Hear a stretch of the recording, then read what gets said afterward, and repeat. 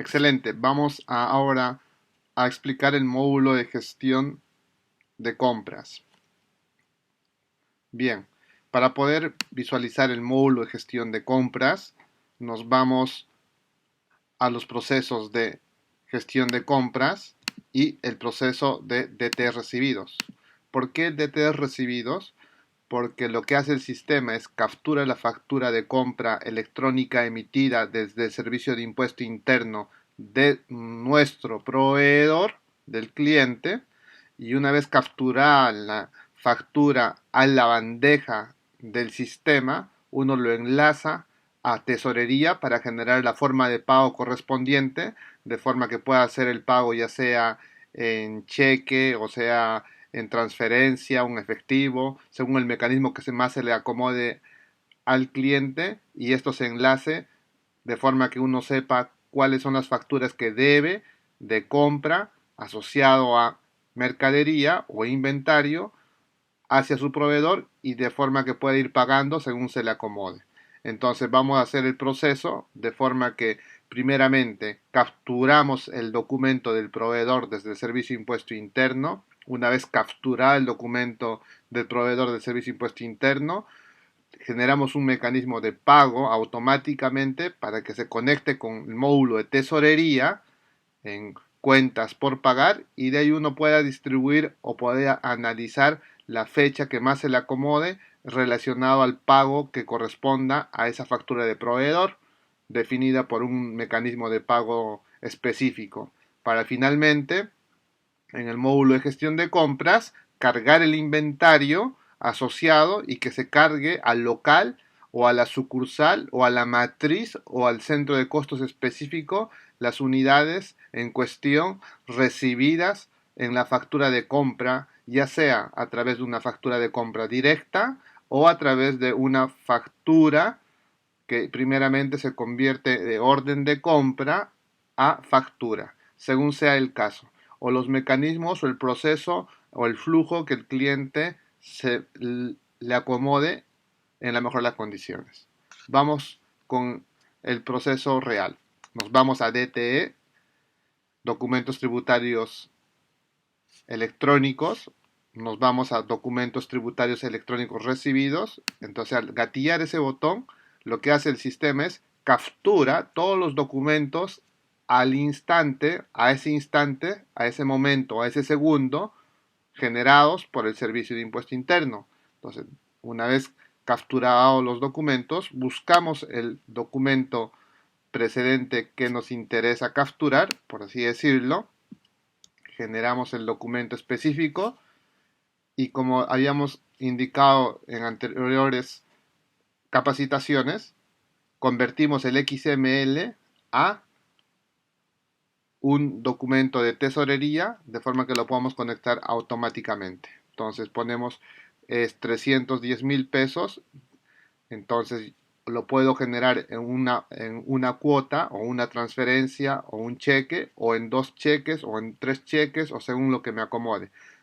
y lo conecta automáticamente ese documento de nuestro proveedor. Entonces, asignémosle en 3, por así decirlo, para hacerlo un poquito más tedioso o un poquito más complicado. Lo vamos a generar en 3 cuotas. 2. Otro mes, por así podría ser el 13.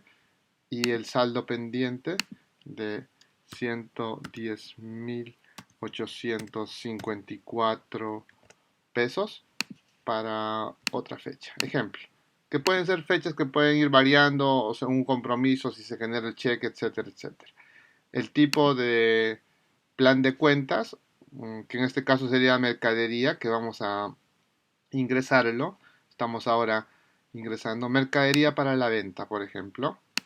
Para lo que son insumos, va a variar el plan de cuentas según se aplique, ¿no?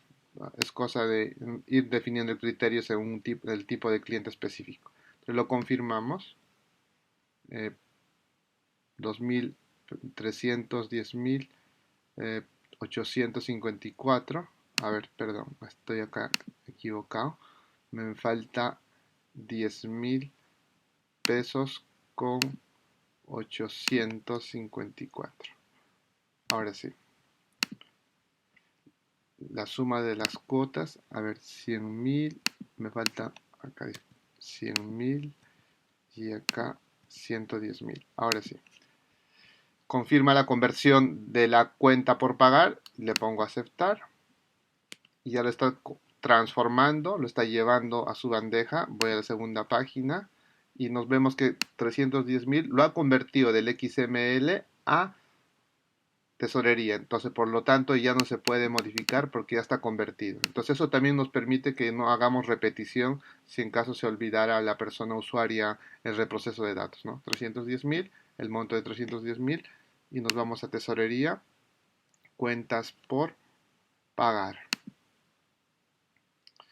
Una vez definido en cuentas por pagar, vemos y identificamos el documento de 310.000 pesos que ha sido ya conectado automáticamente hacia nuestras cuentas por pagar. Entonces tenemos la factura tanto con el documento tanto que fue capturado y acá nos dice el detalle de las cuotas. Entonces vamos a verificar y validar si efectivamente corresponde. A ver, 100.000 pesos, 100.000 pesos, 110.854 pesos. Entonces está perfecto. Estos son los montos que se han generado y estos son lo que debemos, que se ha generado en tres cuotas. Y las cuotas que pueden ser efectivamente pagadas en efectivo o transferencia o cheque o cualquier mecanismo asociado. Entonces, acá vemos las cuentas por pagar, las podemos pagar si quisiéramos o en su defecto las podemos ver en las cuentas por pagar, en reportes de cuentas por pagar, para que visualicemos las cuotas. Entonces acá, si se fijan, nos vamos a facturas. La raíz lo ha desglosado las tres cuotas asociado al cliente en específico en cuestión, asociado a la factura de compra y el único documento que ha sido subdividido en tres cuotas. Es más, hasta le he definido las fechas asociadas. Nosotros hemos puesto que vence hoy, entonces por eso le puso en cero, o lo puso en blanco, por así decirlo. La segunda que nos queda 18 días, y esto va contando, 17, 16 y así sucesivamente. Una vez quedado en cero, se va a negativo. Y llega ahí uno sepa efectivamente menos un día, menos 2 días, menos 3. Yo mis compromisos sigo debiendo los días en menos 5, menos 10 y así sucesivamente puede hacer el análisis. Acá empiezo con 61 días. Mañana sería 60 y así sucesivamente bajarían los días asociados durante el periodo de tiempo. Obviamente los plazos puedo ir definiendo porque hay clientes que priorizan ciertos pagos y otros que no los priorizan. Entonces uno vaya generando los elementos vinculantes para poder definir con exactitud cuáles son los periodos que tamizo mis aspectos de pago según mi estrategia contable o planificación de pagos definida por la cuenta corriente o las cuentas corrientes que uno esté determinado. Y que obviamente los puedo ir filtrando desde una fecha de inicio hasta una fecha final, por el tipo de documento, por la fecha de vencimiento, por el tipo de sucursal, para poder definir a cuál sucursal pago, si digamos tendría una o dos, tres sucursales, cuál es el priorizo, el estado definido, y es más, una vez definido incluso asociado a un proveedor que puede tener 50 cuotas, incluso lo genero la exportación a Excel. Y con eso hago los análisis de pago que corresponde y hago el checklist. Entonces acá estamos hablando solamente de un proveedor que hemos generado a propósito tres cuotas. Una vez generado el pago, se va a ir tamizando en la gestión del pago. Cuentas por pagar. Vamos a cuentas por pagar. Vamos a seleccionar una cuenta por pagar en específico.